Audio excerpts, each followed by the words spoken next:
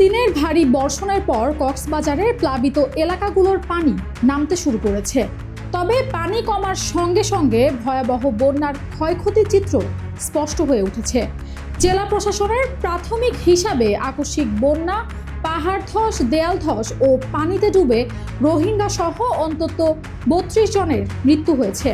এছাড়া বহু মানুষ আহত হয়েছেন এবং দীর্ঘ সময় পানিবন্দী থেকে চরম দুর্ভোগ পোহাচ্ছেন। জেলা প্রশাসনের প্রাথমিক তথ্য অনুযায়ী হাজার হাজার ঘরবাড়ি, কৃষি জমি, শিক্ষা প্রতিষ্ঠান ও মাছের ঘের ব্যাপক ক্ষতিগ্রস্ত হয়েছে।